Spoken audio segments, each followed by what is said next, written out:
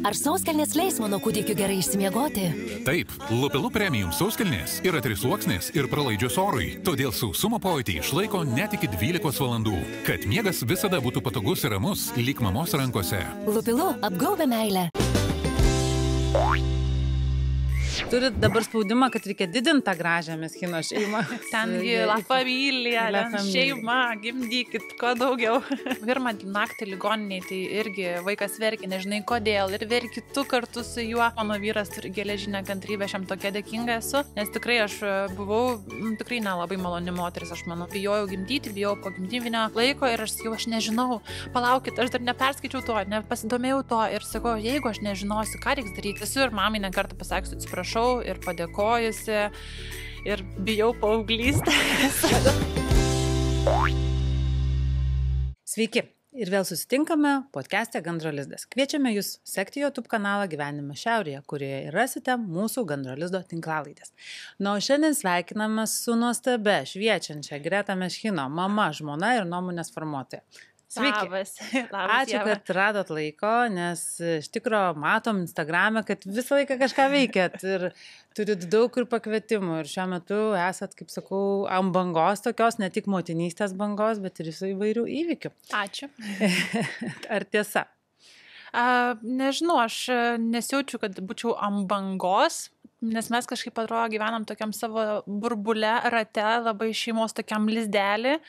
Tai mes esam socialūs, mes mėgstam socializuotis, bet mes labai vertinam tą ir buvimą namie. Tai nežinau, nepavadinčiau buvimo ant bangos, bet malonu, kad taip matot iš šalies. Taip, ir atrodo, kad daug gyvenat, judat būtent su savo 1,5 metų, ar ne? Taip. Mažyliu. Tai dabar nuo pradžių.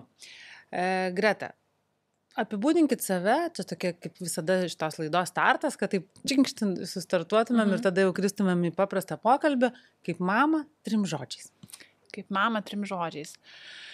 Kad tik 3 žodžių pakaktų. Tai va čia ir yra tas momentas. Aš sakyčiau, kad esu rūpestinga tikrai mama. Atsirado labai daug rūpesčio po Santiago, po vaiko gimimo. Atsakinga visada buvau, bet dabar, man atrodo, pasiekiau kitą lygį atsakingumą. Ir nežinau, aš jaučiu, kad esu pastoviam tokiam mokymasi. Tiesiog atrodo, kad esu tokioj vėl mokykloj, kur ne tik, kad aš mokausi, bet tuo pačiu turiu mokyti ir vaiką. Ir jį be mokydama dar tuo pačiu ir aš kažko išmokstu. Tai toks užburtas besimokymas ir ratas gaunasi. Tai aš kaip mama, tai esu, sakyčiau, gal ir švelnesnė, gal šiek tiek. Tokius sunkesnius, tokius, nežinau, sprendimų priėmimus ar ten momentus, kai reikia kažką griežčiau pasakyti vyrui, perleidžiu. Kažkaip natūraliai pas mus taip gaunasi, nežinau. Bet manau, esu tikrai mylinti ir rūpestinga mama. Tai Santiago šiuo metu yra 1,5. Taip. Tai visiškai mes esam kaip vienom mamystės lygi, nes mano mažai Monikai irgi yra 1,5. Turbūt etapas yra toks gana, vėlgi, jau iš kūdikystės išbridot, jau turit toddlerį namie vaiką. Bet grįžkime tą nėštumą. Kaip mama esat jauna mama. Ir... Malonu, kad taip sakot, aš 28 gimdžiau, tai man jau atrodė, čia jau pagal močiutės laikrodį aš jau labai vėluoju. Pagal močiutės, bet pagal šiuolaikinę statistiką dabartinės moteris renkasi taip pirmą kartą gimdyti 33 Lietuvoje, jau tas laikas pasisuko. 27 buvo maždaug prieš gerą 10-metį, kai aš gimdžiau pirmagimį irgi 27, tai buvo visiškai toks pataikymas. Okay. Dabar, žodžiu, tai tikrai esat pirmą kartą jauna mama. Ir kaip tas nėštumas, kai sužinai, kad tą dieną, kad testas rodo teigiamą, ne, 2 juostelės, kaip juokauju, šeimoje pasidalini savo burbule ir... Mes labai laukiam, mes labai norėjom, mes planavom, mes stengiamės, kad turėtų vaikelį, tai mes labai norėjom. Labai aišku, tos 2 juostelės buvo tikrai nuostaba ir, nežinau, daug laimės, daug džiaugsmo ir iš pradžių net negalvoju apie tai, kas bus. Dar tiesiog esi tam laimės burbule, bet taip, man tai buvo viena gražiausių dienų. ir vyro visas džiaugsmas. Kaip pasakėt, tėčiui? Aš tuo metu mokiausi kelių eismo taisyklės. Ir vyras grįžo. Instagram'e, kad jūs dabar žalią lapą istoriją. Dar turiu žalią lapą. Ir aš atsimenu, jis grįžo namo iš darbo ir aš jam sakau teigiamas. Ir jisai sako, o tai gerai, kiek procentų surinkai? Jisai galvoja, kad aš testus sprendžiu. Ir aš sakau, ne, sakau teigiamas. Tai va taip pasakiau. Norėjau originaliai pasakyti, ten galvojau daryti ten dovanėlės, taigmenėlės, ten kaip matau visur Instagram'e daro, bet tiesiog tiek daug džiaugsmo vidui buvo, kad negalėjau iškentėti, taip sprogo viskas. Ir kaip reagavo tėtis, nes turbūt, tėtis vis tiek yra ypatingo mentalo, italai turi tą tokią širdį, šilumą ir... Tai tiesiog daug laimės, apsikabino, šokinėjom, gal ir ašarą nubraukiam kartu, nežinau, labai toks džiugesingas momentas buvo. O jų kultūroje jūs buvot, kaip čia, anksti tėvais tapę žmonės, ar ten koks amžius yra Italijai? Man ten jaunesni jie. Dabar irgi visur yra taip, kad visur vėlėtas tas taškas, bet ten jaunesni jie truputėlį, man atrodo, gimdo. Iš vis ar tiesa, kad italų, jūs esate tiek ta šeima, kuris susideda ar ne iš dviejų kontinentų, kaip juokauju, Europą, bet vis tiek labai skirtingos šalis, skirtingi papročiai. Ir man visada labai įdomu ir tas auginimo momentas, bet ir pati pradžia.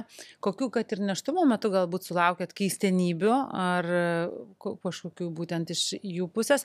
Ir ar yra kažkoks pojūtis, kitaip jie sutinka tą nėštumą, ar kaip pas mus yra, pavyzdžiui, nesakyti iki 12 savaičių ten, arba ten kažkokių tokių prietarų turimo apie nėštumą. Kažkuo susidūrėt keiščiau, ar viskas buvo panašiai? Man labai gaila, kad Federiko močiutės jau nebėra. Aš manau, iš jos tikrai būčiau išgirdus ne vieną tokį komentarą ar ten kažkokį prietarą. Jo tėvai kažkaip nesikišo per daugiausiai iš komentarų iš savo močiutės ir savo mamos išgirdau. Tai kažkaip iš tos vietos neturiu ką pakomentuoti, bet tikiu, kad ten tikrai irgi yra kažkokie papročiai. Nors Federiko draugės Italės, tai jos labai panašių metų laukėsi kaip aš, tai jos neturėjo to, kad nerodyti vaiko 12 savaičių, tai gal neturi jie. Bet bijau komentuoti, nes sakau, nesusidūrusi, esu tai negaliu pasakyti. Bet šiaip jie yra, vis tiek vaikų kultas yra juntamas, ten toks ir netas. Tengi la familia, šeima, gimdykit, kuo daugiau. Ir Greta, nepaslaptis, priklauso į tą garsiai Meschino šeimai, taip galima jūs vadinti, ar ne visus, kur vaikų yra. Yra, pagaliau. Gražią mergytę, tai kaip sutarė pusbrolis ir pusseserė ir ar turit dabar spaudimą, kad reikia didinti tą gražią Meschino šeimą? Tai sutarė, tai jie labai gerai. Iš pradžių gal, kai Santiago buvo, dar net metukų jam nebuvo, tai Izabelė buvo vyresnė, tai nelabai gal įdomu jam buvo kartu, nes jie labai dar toli vienas nuo kito. O dabar, kai Santiago jau perkopė 1,5 metų, Izabelė ką tik 3 ėjo, tai labai fainai. Jau jie tikrai jau randa kaip kartu pažaist kažką, jau supranta vienas kitą, tai taip smagiai labai. O didinti šeimą, tai... Turit spaudimą? Spaudimą tai neturim, bet manau, kad natūraliai tai ateis. Nėštumas buvo lengvas, sklandus. Labai džiaugiuosi, taip, labai. Tai pakartot nebijosit? Ne, sakau, jeigu tokie visi nėštumai būtų, tai čia lauktis ir lauktis. Iš tikrųjų labai džiaugiuosi, bijau prisikalbėti dabar, bet labai geras nėštumas buvo tikrai. Nei pykino mane, nei tualetą apsikabinus sėdėjau, labai viskas gerai. Tas silpnumas pirmi 3 mėnesiai, išlaukti reikia, bet po to labai viskas gerai. Kodėl silpnumas? Todėl, kad vaisius tuo metu vystosi, ne? Ir kaip aš kartais moterims sakau, nes tada būtų labai gerai nedarbingumo lapelis ir gulėti lovoje ir miegoti, o tuo metu dar pasakyti net visiems negali, nes negali, nes nebūtinai nori dalinti su visų pasauliu šią žinią, bet iš tikrųjų tai tuo metu žmogutis, taip galima vaizdžiai pasakyti, plepant, ima iš jūsų jėgas, nes jis vystosi. Viską traukia, atrodo. Taip, iš tikrųjų tai pajutau, tai aš labai džiaugiuosi, kad dirbau tokioje draugiškoje aplinkoje, kur mane tikrai labai suprato ir buvo žmonių, kuriem galėjau pasakyti anksčiau, kad suprastų, tai labai pasisekė, man džiaugiuosi. Nežinau, kaip kitos moterys ten, kaip tikrai turi ten labai stipriai dirbti ir negali pasakyti, tai sunku. Gerai, o ta didžioji diena sulaukėt gimdymas. Kaipgi viskas prasidėjo? Truputėlį, jeigu gali pasidalinti ir kaip atvykot į ligoninę, ar greitai su švyturėliais, ar ramiai pavalgė? Ne, žinokit, pas mus viskas buvo ramiai labai. Aš sakyčiau, gal netgi per daug ramiai, iš manęs juokėsi. Pas mane buvo planinė Cezario pjūvio operacija. Žinojau, kada aš gimdysiu 9 valandą, žinau, 8 jau turiu būti palatai, pas mane buvo viskas sustiguota, ne taip, kaip įsivaizdavau. Ir visi iš manęs juokėsi, nes aš dar telefonu kalbėjau su Federiko, jo pusseserė buvo Karolina Karolina visada su mumis irgi. Ir aš kalbu telefonu ir jie sako, Greta, tau viskas gerai, tu per daug rami. Kodėl, kas tau? Bet aš taip gerai jaučiausi, aš jaučiausi tokia tikrai labai labai rami, specialistais labai pasitikėjau Vilniaus gimdymo namuose irgi. Vat, gimdžiau, tai labai labai džiaugiuosi ir viskas taip sklandžiai praėjo, taip greitai ir taip tiesiog, vat, kaip spraktelėjimas visiškai. Taip. Sakau, viskas labai ramiai. Taip. Na va, o sustartavus sėkmingų gimdymų, iš tikrųjų tada ir tas pirmas mėnesis turbūt netoks jau sudėtingas. Bet emocijų buvo visokių, ar ne? Oi. Tai vat kokios jos lydėjo ir kaip prasidėjo tas, kaip gražiai sakai, rožinis rūkas, bet adaptacija būna visokie. Kaip aš mėgstu sakyti, kad normalu gimdyviai vieną kartą verkt, nes šiandien saulė mažai Lietuvoje šviečia, kitą kartą verkt, nes prezidentas blogas, o trečią kartą, nes šiaip nežinau, kažkas darosi. Aš sakyčiau, tas rožinis rūkas buvo pirmą dieną iki nakties. Paros. O tada jau tau taip kikina, jau supranti, kad jo čia realybė. Šitas mažas vaikas dabar turi išgyventi mano pagalbą. Aš ir vyras, mes išlaikysim jį gyvą. Ir labai daug emocijų kokteilis. Aš nesu tiek emocijų niekada gyvenime patyrus ir aš visai, kad įsivaizduoju, kaip man sakydavo, kai būsi mama, suprasi. Aš galvodavau, ką jūs čia man šnekat. Nu ir ką aš čia tokio jau pajausiu. Ir aš dabar supratau ir aš visiškai nebepykstu, kas man taip anksčiau sakė, jeigu nesuprasdavau. Nes iš tikrųjų labai daug emocijų. Ir to verkimo per dieną nepaaiškinamo yra irgi labai daug.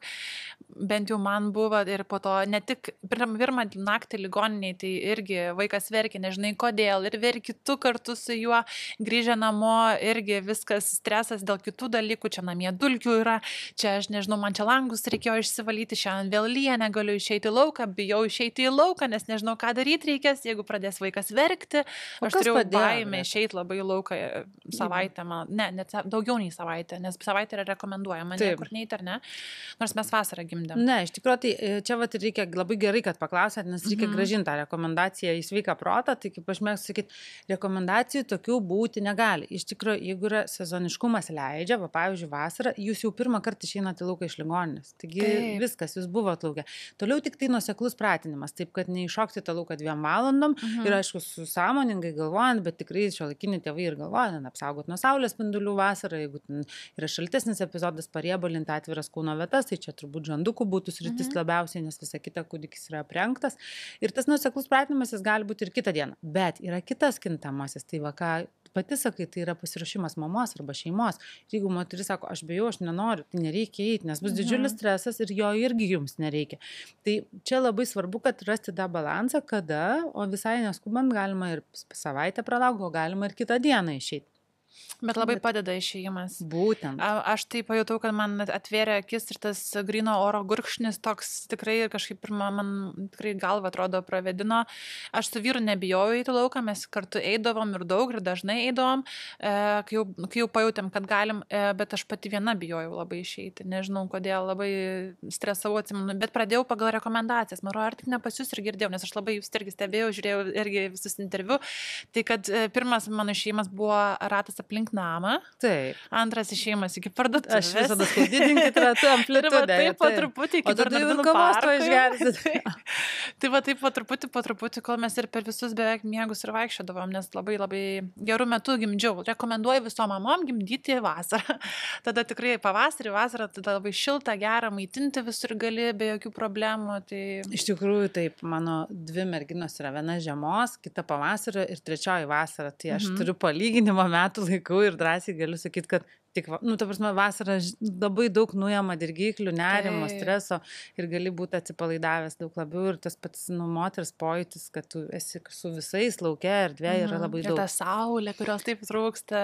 O kadangi jūs turit ir kitą saulėtą krantą ir galit keliauti ten, kur dar daugiau tos saulės, tai kada pirmą kartą su Santiago išskridot? Kai Santiago dar nebuvo 3 mėnesių. Tai va, čia toks rimtas iššūkis. Taip, bet mes jau labai norėjom, nes mes ilgai negalėjom skristi, nes nuo 7 mėnesių yra neberekomenduojama skristi. Tai labai man tos saulės, atsimenu, trūko ir mes įskridom, kai buvo 2,5, man atrodo. Ir kaip ta pirma kelionė? Oro uostas. Labai, aš žinokit, vakar kaip tik kalbėjau su draugė, jos vaikelio irgi 5 mėnesiai, sakau, keliau, kol dar jis ant tavo rankų miega, kol tu ir tu pati maitini, čia yra pats geriausias metas keliauti. nes jie tiesiog guli, miega pas tave, tu pamaitinai, jisai vėl užmiega, ten labai paprasta.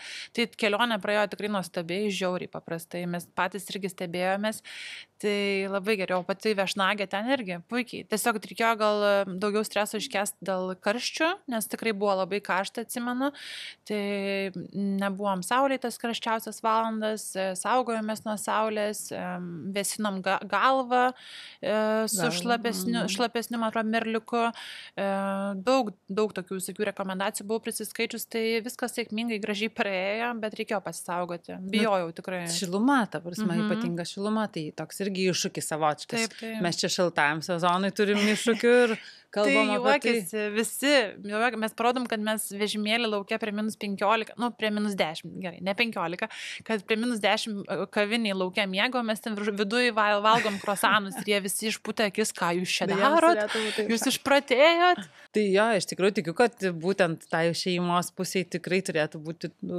tas šaltukas pas mus. Taip. Bet einat kasdien į lauką ir... Labai dažnai einam. Kasdien tikrai stengiuosi, kartais nepavyksta, bet tikrai labai dažnai. Man grynas oras, man pačiai, aš nežinau, aš dėl vaiko irgi einu, bet aš dėl savęs labai daug einu irgi. Nes man pačiai visiškai kitaip diena dėliojasi, aš visiškai kitaip reaguoju ten kokias stresinės situacijas, man labai svarbu. Ir dar nušokim į tą naujagimystės periodą ir tokį trumpą gal palinkėjimą, nes šitam podcast'e mano gal tikslas yra, kad mes bekalbėdamomės ir dalindavomės savo motinystės istorijom, pasidalintumėm ir su ta mama, kuri šiandien mus žiūri, kuri galbūt naujagimį supa ant rankų ir galvoja, Greta pasakys kažką man. Tai mamai adaptacija grįžusi nuo mūsų vaikų. Nesvarbu, kiek įtruktų, ar pirmą mėnesį, o galbūt ir visus metus, ar ne? Kažkokį patarimą. Gal laukas tas patarimas? Pirmas patarimas būtų, kad tai praeis. Viskas praeis, tai yra laikina, šitas etapas yra laikinas.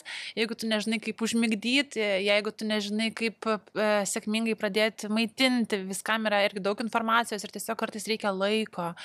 Ir pačiai nurimti ir tada viskas daug sklandžiau einasi. O į lauką eiti irgi labai labai svarbu, bent jau man labai grynas oras, pagalba, nepabijot paprašyti pagalbos. Kartais mes tokios stiprios jaučiamės, tokios galingos ir kad mums nereikia nieko daugiau aplink, bet... Tu labai atrodai stipriau, kas padėjo tau? Man labai faina, kad aš taip atrodau, bet aš iš tikrųjų labai dažnai mėgstu visus 4 kampus pati laikyti, nemėgstu prašyti vyro nieko padaryti, aš mėgstu pati viską pasidaryti, bet jau man, sakau, su vaiko gimimu pasikeitė labai daug dalykų, kad supratau, kad nebegerai jaučiuosi. Supratau, kad aš esu per daug liūdna, kad aš labai sekinu vyrą, mano vyras turi geležinę kantrybę, aš jam tokia dėkinga esu, nes tikrai aš buvau, tikrai nelabai maloni moteris, aš manau, nes man labai daug streso buvo ir aš dėl visko pergyvenau. Tai paprašyti pagalbos, gautos pagalbos, kurios tau reikia, ar tai galėtų būti pasišnekėjimas, ar tai, atsimenu, kviečiau mamą, sakiau, mama, prašau, atvažiuok, nuvalyk man tos langus, nes aš pati kažkaip dar negalėjau, nes po operacijos sunku man buvo, bet man tiesiog tokia bloga būsena buvo, kad aš tiesiog mačiau kiekvieną nešvarumą, kiekvieną dulkytę ir mane iš proto vedė. Ir aš nežinau, kaip tai paaiškinti, aš nežinau iš tikrųjų, bet man labai tas buvo didelis dirgiklis. Tai tiesiog surast būdų, kaip praeiti tą laiką. Aš žinau, kaip tai paaiškinti. Čia viskas yra perfekcionizmas. Perfekcionistės mamos, jos, kai nebegali kontroliuoti tų 4 kampų, o kūdikis tą padaro, kad tu nebegali kontroliuoti, nes tu esi čia ir dabar žindime, sauskelnių keitime, beje, mes jau turim dovanų sauskelnių šiandieną. Ačiū labai. Nes turbūt dar išgyvenat tą laikotarpį. Taip. Tai tada tu pradedi matyti tai, kas tave erzina, va tas visas aplinka, bet aišku, ačiū tom mamom, vyram ir močiutėm, kurios randa laiko mums padėti. Tai labai gražus palinkėjimas, nebijokim priimti pagalbos. O ar priėmė vyro pagalbą ir kas namuose keitė sauskelnes, kai tas naujagimis atsirado? Tai kadangi buvo Cezario pjūvio operacija, tai pirmą kartą vyras pakeitė, nes ašgi negalėjau dar stotis iš lovos, turėjau dar gulėti gerai. Tai vyras keitė pats pirmas ir tada jisai mane mokė, kaip viską reikia, kaip virkštelę apiplauti, prižiūrėti. Tai šiaip man yra tikrai labai smagu, kad jisai visiškai nebijojo. ir kadangi jo paskutinis brolis gimė, kai jam buvo 17 ar 18 metų, tai jis labai daug ką prisimena dar. Tai jis jau buvo pakankamai saugęs, kad galėtų padėti prižiūrėti, tai jau nebebuvo naujiena. Tai jis tą brolį mažesnį savo padėdavo prižiūrėti, atsimena daug dalykų, kaip ten, nežinau, darydavo tėvai, kaip elgdavosi, tai jisai man labai daug patarimų davė, dėl ko aš esu labai dėkinga. Man irgi labai smagu buvo, kad vyras man gali patart. Tai taip, tai jisai tikrai nebijojo nei pampersą keisti, nei vonelių. Dabar pas mus irgi maudynės yra jo ritualas, tai labai... Frederiko yra drąsus tėtis, kaip aš girdžiu ir suprantu. Taip, labai mylintis, labai drąsus, toks visa atvira širdim labai. O dabar tas sauskelnių pasaulis jau pereina tipo duko reikalai, ar dar ne? Man čia labai skausmingas klausimas pačiai. Aš galvoju, gal dar tik vienai taip nesiseka. Ne, mes iš tikrųjų galvojom pradėti, bet aš dabar supratau, kad kartais reikia per daug nežiūrėti į kitas šeimas, į kitus vaikus ir nesilygiuoti ir tiesiog jaust pagal save ir pagal vaiką. Ir aš pagalvojau, vat man bus gal paprasčiau ir mažiau streso, jeigu mes tai darysim, kai jau bus šilta. Pavasarį, vasarį jau bus ir vaikučiai paprasčiau, gal ten ir be tų sauskelnių paleisti, pabėgioti, jeigu ten atsitiks avarija, nebus tokios dramos, kaip dabar, vat, pavyzdžiui, prie -20.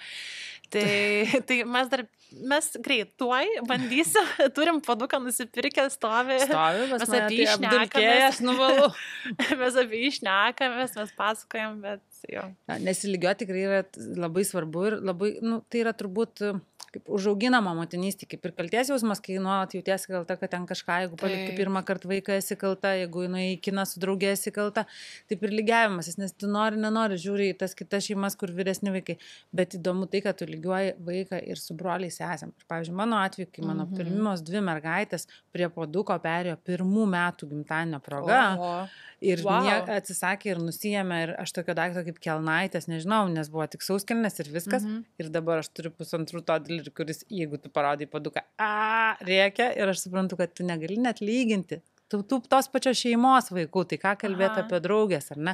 Tai tiesiog teisingai reikia išlaukti ir žmogus rodo savo pasiruošimą, jis ateis. Tai šiandien mes renkamės kelnaitės tam, kad žmogus bėga, užmovė ir greičiau. Labai patogu, labai. Aš norėjau šiaip jūsų paklausti, jūs neturit patarimų paduko reikaluose, tiesiog sakot, kad kiekvienas vaikas yra skirtingas. Tai mano patarimas ir pagrindinis toks tipsas, galima būtų sakyti, yra kelnaitės, vienareikšmiai.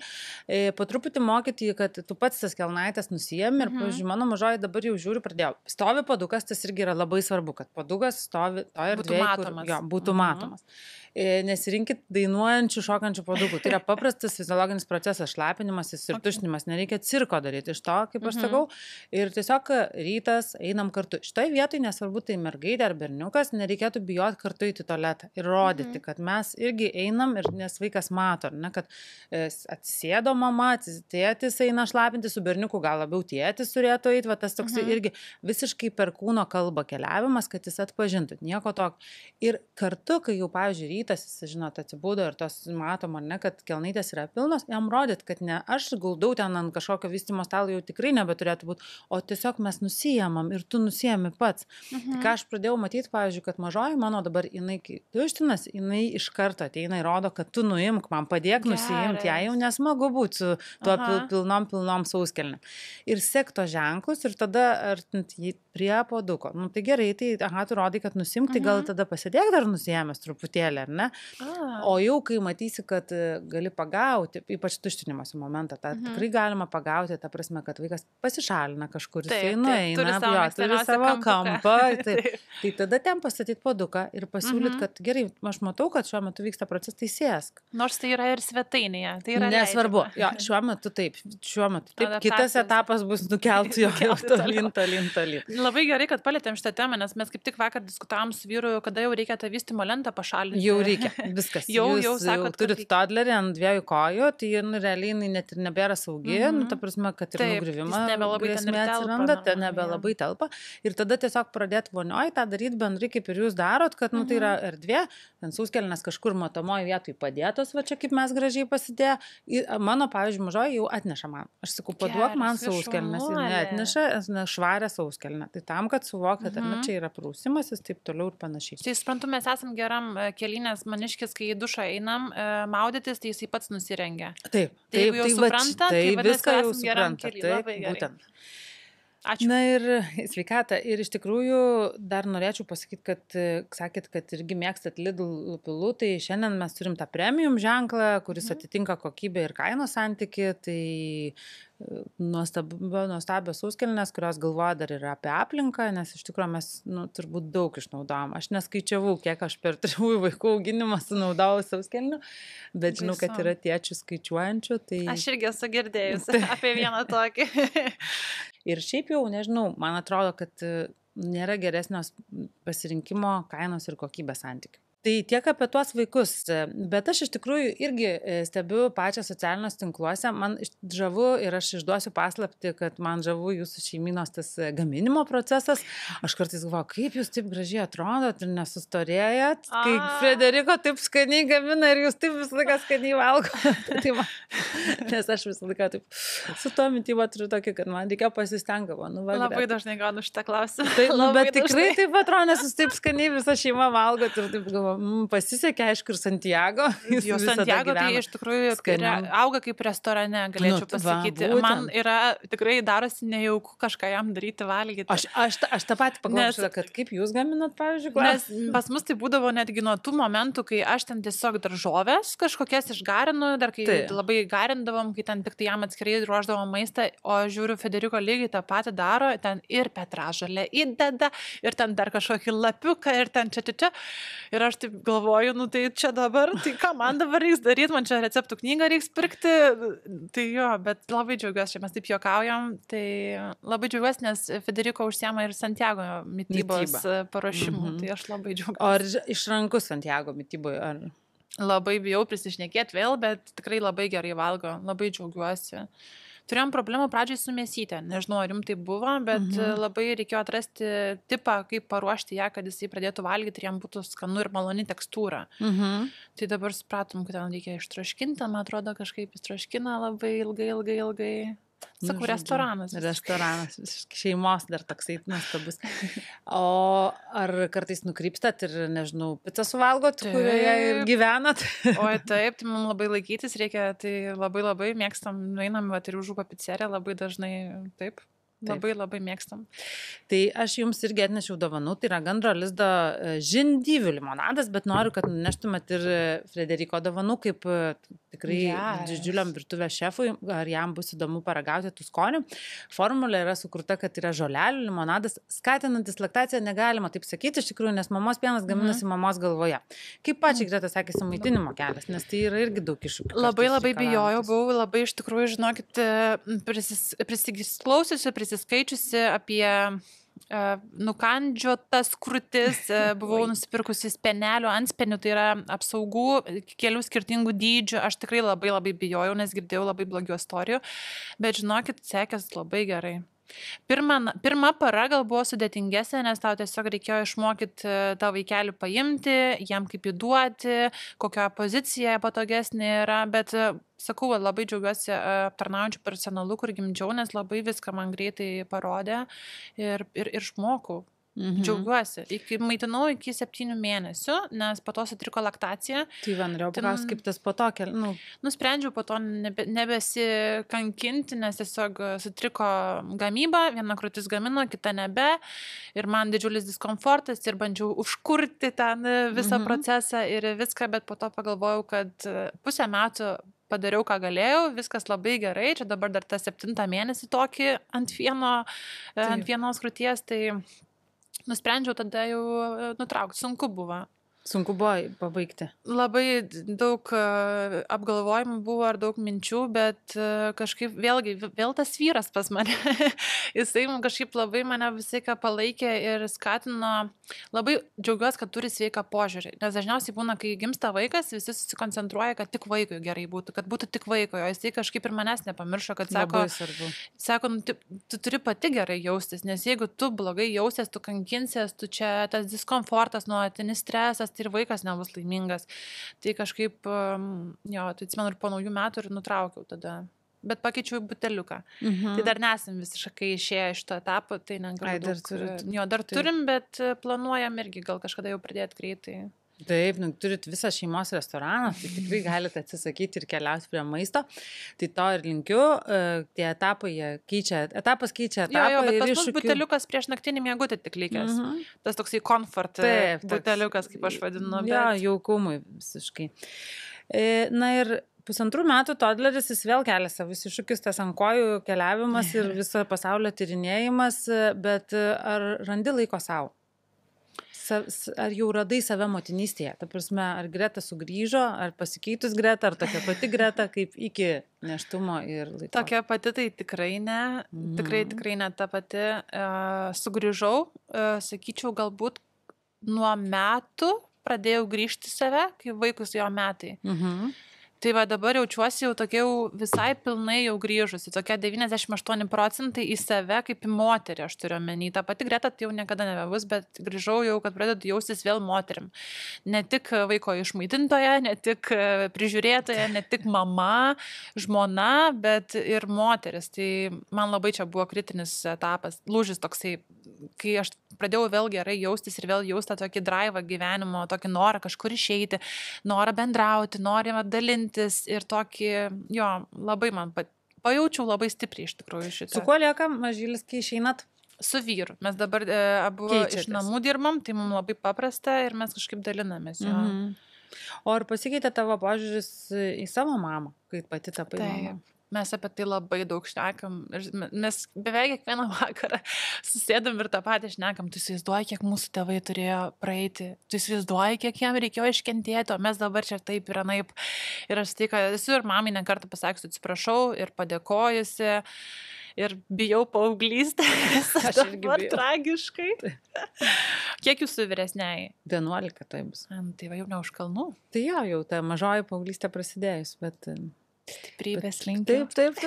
Aš tik tai irgi taip pagalvoju, pažiūrėjau tą toddlerį, kuris reikalauja kartais jėgų ir energijos, bet čia tai baisiau. Ten tai viską žinai, čia etapai, čia praeis, o ten. Jo, bet turbūt tas kiekvienas etapas mus ruošia ir mes susiruošiam ir krentam į tą etapą. Labai viskas intuityviai vyksta. Man irgi buvo labai keistas, atsimenu, kai bijojau gimdyti, bijojau po gimdyvinio laiko ir aš sakiau, aš nežinau, palaukit, aš dar neperskaičiau to, nepasidomėjau to ir sakau, jeigu aš nežinosiu, ką reiks daryti, aš nežinosiu. Tiesiog, sako, tu pamatysi, kai tu pagimdysi, viskas atsiras taip intuityviai pas tave viduj. Taip. Ir aš nesupratau iki tol, kol nepajutau. Nes atrodo tokia nesąmonė. Kaip gali kažkas atsirast, ko aš neperskaičiau, ko man nieks nepasakė. Taip. Bet tiesiog kažkas chemija, stebuklas. Iš tikrųjų, taip. Na, o ateitis Lietuvoje ar Italijai? Kur labiau tos paauglystės lauksit? Manau, kad Lietuvoje mums šiuo metu yra labai gerai. Mes čia kažkaip jaučiamės, aš iš savo pusės kalbu, aš manau, kad ir Federiko taip pat, jis labai pasilgsta jūros, jam yra labai sunkus, nes jis užaugęs prie jūros, yra ne kiek saulės, bet kiek jūros jam reikia. Tai mes kalbam, kad Lietuvoje yra žiauriai gera gyventi, labai komfortabilu, susisiekimas yra labai geras, viskas taip netoli vienos vietos iki kitos, bet jeigu gali išvažiuoti karts nuo karto kažkur truputį pabėgti, tada tikrai yra tobula. Taip.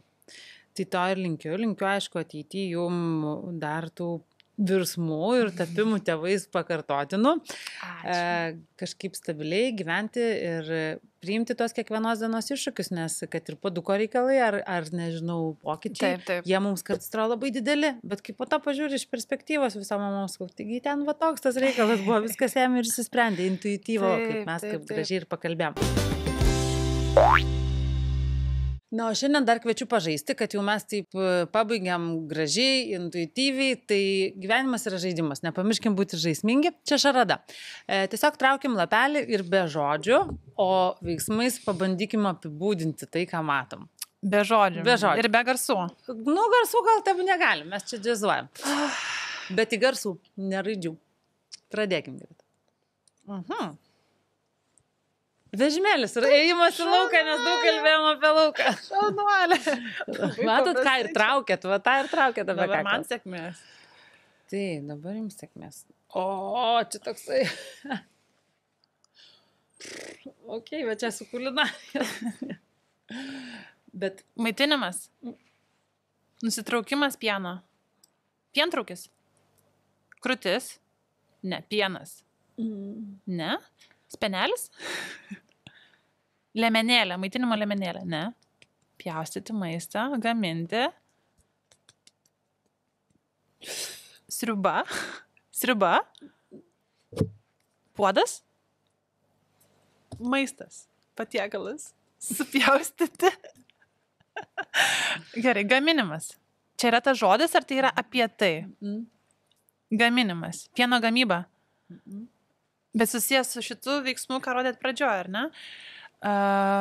Kompresai. Šildantis kompresai. Krūtų kompresai. Išduosiu viskas, pasiduodu. Gerai. Kopūstas. Ir tai jokinga, nes kopūstas. susijęs su kulinarija, bet iš tikrųjų kopūsto lapas yra toks mitas, nežinau, kiek pačiai teko susidarti, yra dedamas tiek į sriubą, ką bandžiau parodyti, tiek ant krūtų. Jūs labai stengiatės, malonu. Taip, moteris deda tą lapą ant krūties, tam, kad ištrauktų krūties karščiavimą, ir tokia yra gana labai lietuviška liaudiška priemonė ir vis dar praktikuojama. Negaliu sakyti kaip medikas, kad tai yra pirmo pasirinkimo priemonė, bet tikrai žinau, kad vis dar praktikuojama ir mamos, močiutės patarė. Bet taip pat galima virti ir kopūstų sriubą. Esu girdėjus iš tai tikrai, dar vykdo. Taip.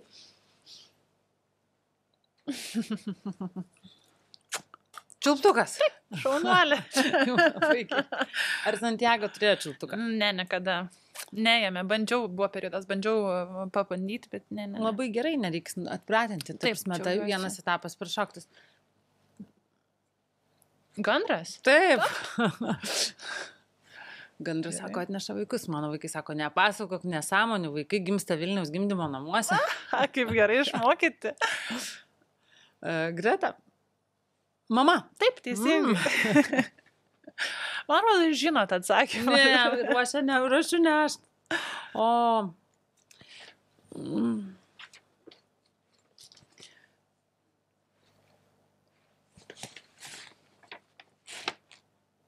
Pasaka. Taip. Gerai. Ar skaitot pasakas prieš miegą? Iš viso kokių turit miego ritualų? Mes prieš einant miegoti, einam visada visi kartu trysia į mūsų didžiąją lovą, tada skaitom ten knygutes ir šnekamės, pasakojam, ką matom ir jo.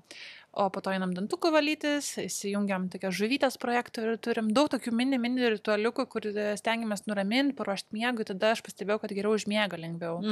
Ir labai tas ryšys su mama, su tėvais gal abiem turbūt taip yra, labai svarbus turėti tą tokį prisiglaudimų momentą, apsikabinti, pažaisti, pasijuokti kartu. Aš pastebėjau jo, kad jis tada jaučiasi saugesnis užmigti greičiau. Bet paliekat užmigti patį, ar jau užmigdot ir tada perkeliat? Buvom pasiekę tokį tašką, kad tiek pietų miego, tiek vakaro miego jis užmigdavo pats, tiesiog atsisveikindavom ir išeidavom, bet tada vienu momentu jam labai manęs vakare reikėjo, tai aš su juo sėdėdavau kambarį, laukdavau, kol užmigs, o dabar 2 dienas, kai jau galiu palikti vėl vakare. Labai faina. Žiauriai faina, bet mes vis dar su kamera jį paliekam, dar kameros neatsisakėm, tai nežinau. Taip, bet čia tai viskas, kaip sakyti, jūsų drąsos eigoje. Apie ką ir kalbėjom, kad reikia pagal save. Taip. Čia jau jūs tai žinosit šitus. Čia man atsistoti reikia. Gali būti, čia, žinokit, mes žaidžiam, tai būna visko. Nežinau. Oi.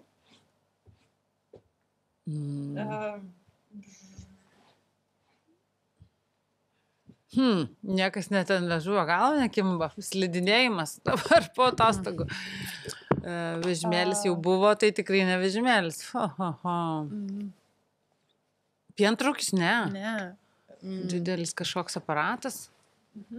Aparatas.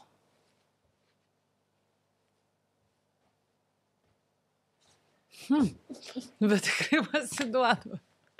Tikrai? Aparatas. Galiu pasakyti. Motinystėje. Nu tai va. Sakyti? Pasiduodu. Paspirtukas.